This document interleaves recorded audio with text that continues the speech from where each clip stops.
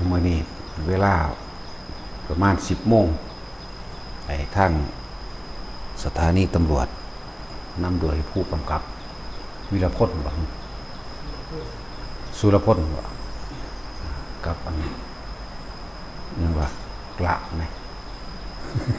รองผู้กำกับจำชื่อว่าอะไรบักฮานี่ก็เลย นะที่ละพันบ่ เอิ้นแตะบักละอะไรบักฮานี่เอิ้นยากๆทางสถานีตำรวจนั่นแหละเขาจะมาปลูกต้นไม้อยู่นี่เด้อสวนปาล์มนั่นแหละสวนปาล์มปลูกต้นไม้เป็นถวายในวันวิสาขะยังก็ว่าไปเพราะก็ไปร่วมกันนั่นแหละไปร่วมกันพาเขาเฮ็ดสั่งมาเบิดลงผักนั่นแหละคือ จะไปร่วมกันอันใดมันเป็นความดีเฮ็ดเลยถ้าอันใดมันเป็นความเลวตีมันเลยเฮาก็เลย คนคือกันอันใดมันบ่ดีเนี่ยฟาดปากมันโลดบ่ใดอีใดก็เลยเนาะความดีการปลูกต้นไม้ถือเป็นความดีหาประมาณบ่ได้อันนึงเรียกว่าผ้าเฮ็ดแต่แนวมันดีๆดอกแนวบ่ดีเสียสิเฮ็ดเอง10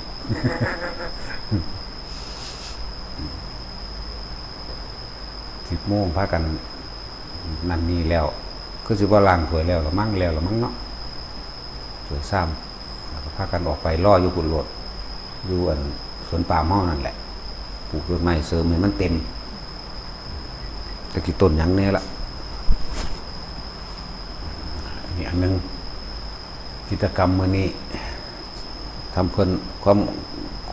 ความดีเพื่อโลกเพื่อสรรพสัตว์หันเข้ามาเรื่องภาวนาเฮาคนภาวนาจริงๆนั่นน่ะจริงๆคำว่าเฮาก็ต้องการความสงบเฮาก็ต้องการความปล่อยว่างกับว่า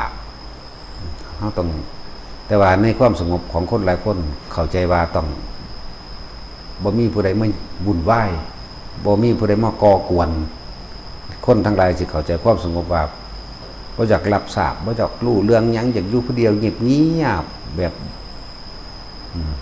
ลักษณะว่าบ่ยุ่งกับไผนั่นเป็นความสงบที่บ่ทันได้ประกอบไปด้วยปัญญาเป็นความสงบที่เห็นแก่ตัวหรือหัวต่อเป็นความสงบที่บ่อาจสามารถที่จะหลุดพ้นได้ความสงบที่แท้จริงมันบ่ได้แม่นคือมันต้องรู้เท่าทันว่าสิ่งใดควรบ่ควรเลยความสงบแท้บ่ได้เกี่ยวกับผู้อื่นคือมันหูทันความคิดของเจ้าของเองในความอยากได้ดังใจได้ความสงบหูทันว่าเขาก็เป็นของเขาจังสั่นในความโกลาหลของคนของโลกของสัตว์ต่างๆวันนี้เฮาไปถือเอาตัวบ่อยากยุ่งกับไผบ่อยากวุ่นวายกับไผที่จริงโลกบ่ได้วุ่นวายคนทั่วไปบ่ได้วุ่นวายตัวเองต่างหากได้เป็นผู้กำหนดกฎเกณฑ์กติกาของตัวเองขึ้นมาว่าวุ่นวายจากไรหนวกหูจากแม่นอีหยังมีแต่เรื่องตัวเองเด้เป็นผู้กำหนดขึ้นมาเอาเองว่ามีแต่เรื่อง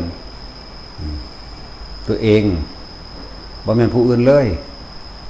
แหละสงบที่แท้จริงมันต้องรู้ว่าใจของเฮาบ่เอาเขาไปถือเอาไปบ่น้อมเขามาในการที่สิอยากให้เขาเงียบบ่อยากให้เขาโบกเวกว้ายๆบ่อยากให้เขามาก่อกวนไปจังซี่แม่นั่นแหละมันก็เลยพากันหลงผิดในความสงบสงบจริงๆต้องปราศจากความคิดนึกในความอยากได้แบบนั้นแบบนี้อยากเป็นให้เป็นอย่างนั้นอย่างนี้นี่พวกเฮามันบ่สงบเพราะว่าความอยากได้กับอยากเป็นแต่ความสงบจริงๆแล้วเฮาฮู้ท่านว่าเขาก็เป็นของเขาอย่างนั้นเพราะว่าหมาแมลงไล่กันกัดกันโวกเวกอยู่นี่เฮาบ่นำเขามาปรุงแต่งบ่นำเขามาว่าอยากให้มันเป็นแบบนั้นแบบนี้ได้นี่แหละมันสงบหูมันก็มีหน้าที่ฟังเสียงซื่อๆตามันก็มีหน้าที่เห็นหูรับรู้เสียงและความหมายต่างๆของคนเว้าของเสียงหมูหมาก็ว่าไปแต่ว่าใจเฮานั่นที่มันสิรับเข้ามาเฮ็ดหยัง อะไรทุกคนจะมอง มองข้ามตัวเองได้ที่จริงตัวเองได้เป็นผู้ไปตั้งกฎกติกาว่าอยากสงบคืออยากอยู่ผู้เดียวไม่อยากยุ่งกับไผอยู่ผู้เดียวบ่ได้ดอกในโลกนี่บ่ได้ต้องอาศัยผู้อื่นต้องอยู่น้ำกันคือเก่าแต่ว่าอย่างนี้แหละจังว่าให้ทุกคนให้เข้าใจความสงบปราศจากกิเลสเพียงดังเนินหรือปราศจากความอยากได้แบบนั้นแบบนี้ความอยากเป็นให้มันเป็นแบบนั้นแบบนี้นี่ง่ายๆนึงเด้พวกเข้าไปมองขามอีหยังกับจุดนี้นะหรือว่าเขาเป็นคนมักมวนสนุกสนานเฮฮาก็นับเป็นเรื่องของเขาตัวเองสิอยากให้เขาเป็นดังที่ตัวเองอยากให้เป็นเห็นอย่างเข้าใจว่าล่ะโซหนีมาจากนี่กูอยากไล่นี่พวกบาปไงเอ้ยพวกจักนรกสิกินหัวสูบอกนี่คืออยากเข้าใจว่านี่อยากให้เป็นอย่างที่ตัวเองกำหนดเอาไว้มันเลยบ่สงบมันเลยบ่ท่านกิเลสมันเลยบ่ท่านความอยากใดดังใจตัวเองแหละกิเลสก็เลยบ่ท่านความคิดเจ้าของนั่นแล้วทุกสิ่งทุกอย่างขึ้นอยู่กับตัวเองบ่ได้ไปขึ้นอยู่กับผู้อื่นตราบใดที่บ่มีการเบียดเบียนทำลายเฮาให้เฮาเสียชีวิตและทรัพย์สินบ่จำเป็นต้องไปยุ่งกับเรื่องผู้อื่นเลยถ้าเขาเบียดเบียนเฮาให้ทำลายเฮาเสียชีวิตและทรัพย์สินป้องกันตัวเป็นธรรมดาอันนี้บ่แม่นปล่อยแบบปล่อยปละละเลยจักว่าล่ะเขาว่าปล่อยปละละเลยนี่นั่งสมาธิเขาฟันข้อขาดดิมันนั่งเด้ตะกุยฟันเขาก่อนต้องเฮ็ดให้มันสงบก่อนจักว่าล่ะนี่ก็อย่างนึงเด้เฮาบ่ได้ยอมผู้ใดเด้นั่นแหละจังว่าเฮาปฏิบัติธรรมนี่เฮาก็ต้องการให้เกิดความปล่อยความว่างแต่ว่าบ่แม่นปล่อยปละละเลยเด้เฮาก็บ่เบียดเบียนไผอีกบ่เบียดเบียนทำร้ายผู้ใดผู้หนึ่งเสียชีวิตและทรัพย์สินแต่เราก็ไม่ยอมให้ใครมาเบียดเบียนทำร้ายเราเหมือนกันนี่ป้องกันตัวเองบ่เป็นติพวกเฮาบ่มีเนื้อหาในคำสอนพระพุทธเจ้าซื่อๆเด้พวกเฮาบ่ได้ศึกษาละเอียดบ่ใจใส่บ่จ่อคือหลวงพ่อนี่เด้สันตติอมาตย์มีเมียนพวกนั้นเบิดเป็นแสนกว่าตัวเพิ่นบ่บอกว่าเฮ็ดจังซั่นเด้อเฮ็ดจังซี่เด้อเพิ่นบอกเหตุร้างลายเหตุอันตรายต่างๆเว้ยมันก็มีปัญญาของใครของมันอยู่เลยเนาะนั่นแล้วหลวงพ่อนี่เป็นแบบนั้นมาร่วมมันจะข้อขาดคือกันนั่นแหละแต่มารบกวนก่อกวนเฮาเสียหายในชีวิตและทรัพย์สินตลอดตั้งผู้คนในนี่นะถ้าเขาบ่มามันก็เป็นอย่างเดียวล่ะแต่นี่บัดนี้เฮาหมุนเข้ามาในวงในของเจ้าของเองที่มันบ่สงบเพราะว่ามันอยากเห็นบ่อยากไล่นี่เห็นว่านี่อยากไล่หนวกหูว้อยว้ายคนหลายบ่อยากกันยุ่งยากเรื่องมากมีแต่เรื่องตัวเองได้เป็นผู้เอาเรื่องเขามาในใส่ใจตัวเองเข้าใจว่าล่ะอยากให้ผู้นั้นเป็นแบบนั้นอยากให้ผู้นี้เป็นแบบนี้บ่อยากให้นกห้องบ่อยากให้หมาเห่าโอ้ยหมามันก็มีหน้าที่เห่านกมันก็มีหน้าที่ห้องของมันของก็ยังมีหน้าที่เว้าเนาะคือบ่คุ้มเจ้าของว่าเว้ากันซะแล้วนั่นแหละให้น้องเขามาหาเจ้าของแบบนี้ไผสิเป็นจังไดก็สร้างถ้ามันบ่มารังแกเบียดเบียนเฮาเสียหายชีวิตและทรัพย์สินอย่าไปดึงมันเข้ามาอย่าไปน้อมเข้ามาแล้วก็ไปกำหนดได้บัดนี้กำหนดกฎเกณฑ์อยากให้เขาเป็นจังซั่นจังซี่มันจะไปกำหนดผู้อื่นเด้ก็มันสิบ่เข้าถึงความสงบความคิดเจ้าของน่ะได้บ่สงบความคิดเจ้าของได้วุ่นวายแต่ของได้เป็นผู้วุ่นวายกับผู้อื่นเองผู้อื่นเขาก็เล่นด้วยบ่เขาก็หัวอยู่บ่เขาอันใดที่บ่ว่าเห็นให้เสียหายในหมู่คณะเสียหายในตัวเองบ่ต้องไปวุ่นวายกับเขาปล่อยจักว่าล่ะครับว่าปล่อยอันนี้มันจะไปกำหนดให้ผู้อื่นเป็นตัวแต่บ่กำหนดตัวเองบ่กำหนดรู้เท่าทันความคิดเจ้าของมันบ่ได้ยากดอกถ้ามันน้อมเข้ามาหาเจ้าของจริงๆคำว่ารูปกับน้ำกายกับใจเท่านี้นึงได้ในนี่คำว่ารูปกับร่างกายเท่านี่แหละคำว่าน้ำก็คือใจนี่แหละความคิดความรู้สึกนึกคิดของเจ้าของเองนี่แหละรูปมันบ่ได้ยากดอกเฮ็ดจังได๋ก็ตายคือเก่าสิไปอีหยังกับมันอาบน้ำพอให้เย็นปวดหัวก็กินยาพาราเฒ่าก็ยอมรับตายก็เตรียมตัวมันบ่ได้มีอีหยังในร่างกายอันนี้มีแต่ตายเท่านั้นเด้ส่วนใจสิ่งที่มันบ่ตาย มันคิดนึกปรุงแต่งแบบนั้นแบบนี้ไปเรื่อยนั่นแหละมันไปสร้างภพสร้างชาติมันไปสร้างมันอยากให้ผู้อื่นเป็นก็เอิ้นว่าสร้างภพตัวเองมันอยากให้เขาเป็นแบบนั้นแบบนี้นั่นแหละตัวเองกำลังไปเกิดความรู้สึกอยากได้อยากดีอยากมีอยากเป็นแบบนั้นแบบนี้แล้วรู้ท่านใจรู้เท่าท่านความคิดเจ้าของหนึ่งความคิดนั่นแหละเป็นผู้ปรุงผู้แต่งให้มันเกิดเป็นไปตามความรู้สึกอยากให้เป็นรู้สึกพอใจถ้าเขาเป็นพอใจเกิดรู้สึกไม่พอใจเกิดเนี่ยเกิดบ่ได้นี่สิบอกให้นั่นแหละจังว่าความวุ่นวายแท้ๆเจ้าของได้เป็นผู้วุ่นวายกับเขาเองเฮาสิไปหามหมาบ่ให้เฮาก็บ่ได้นกบ่ให้ฮ้องก็บ่ได้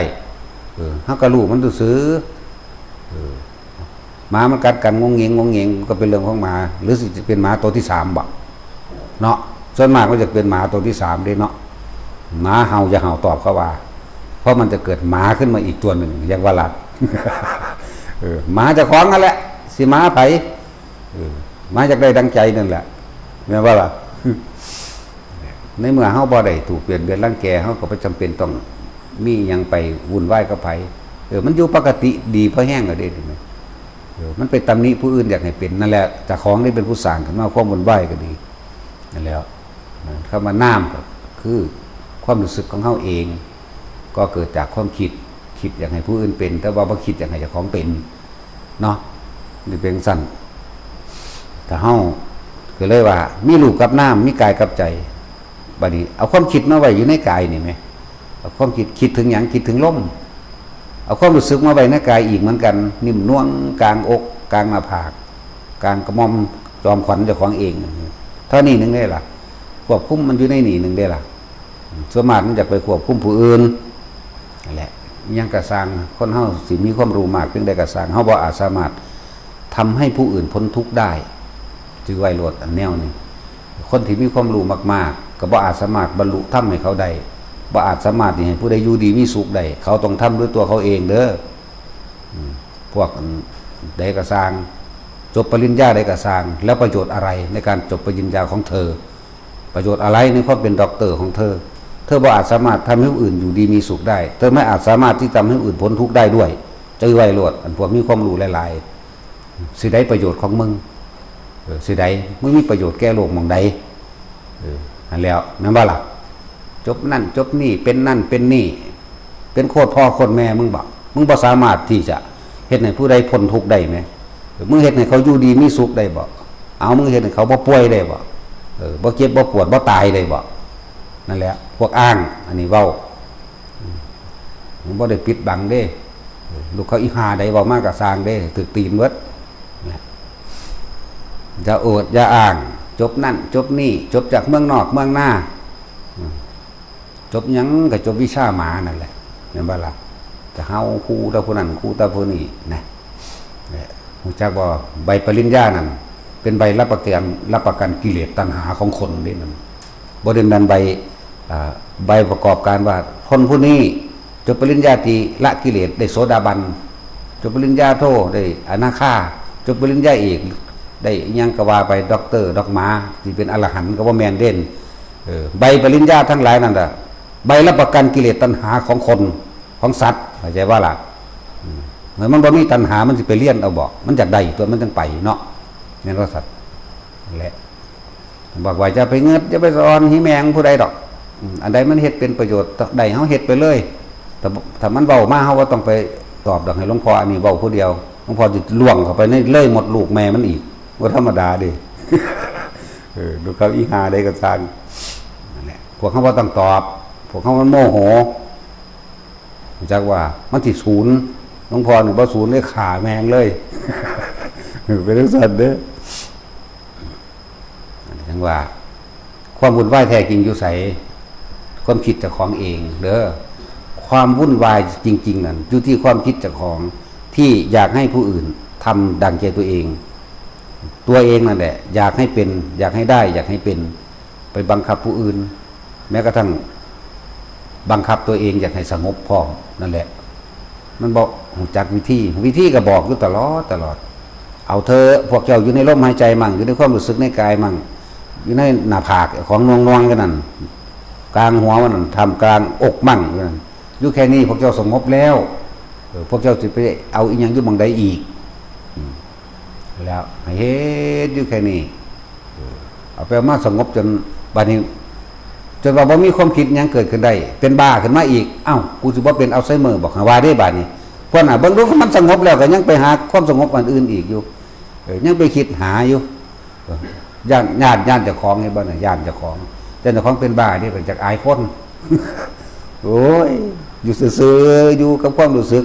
ให้มันรู้ไหมรู้ว่าความรู้สึกอยู่ในกายแบบนี้รู้ว่าความคิดเกิดขึ้นแบบนี้ผู้รู้ก็รู้อยู่ซื่อๆมันอยู่แค่นี้เองมันบ่ได้มีหยังยากดอกถ้าเฮาจับจุดมันได้แล้วนั่นน่ะทุกอย่างรวมอยู่ที่จิตทำดีก็อยู่ในจิตทำเลวก็อยู่ในจิตบ่ดีบ่เลวมันก็อยู่ระหว่างตำกลางจิตนี่แหละแค่บ่ไปตามมันบ่ไปตามความคิดบ่ไปบังคับผู้อื่นให้เป็นแบบนั้นแบบนี้แล้วก็บ่บังคับตัวเองให้สงบพร้อมให้แค่รู้ในลมหายใจนี่ในอุณาโลมนี่กลางหัวนี่หน้าอกนี่นั่นแหละให้มันทันแน่เฮ็ดอีหยังอยู่มันก็สงบได้เด้ล่ะแล่นอยู่เว้ากันกับผู้อื่นอยู่มันก็สงบได้ตัวมันบ่ได้ไรหยังมันก็สงบซั่นตัวปราศจากกิเลสเพียงดังเนินบ่มีหยังเรียบด่าคนอยู่ก็สงบเด้ด่าด้วยความสงบด่าด้วยความเรียบร้อยอีกต่างหากเด้พวกเจ้าเฮ็ดเป็นบ่ลืมเด้จักหน่อยบัดนี้เอาพอ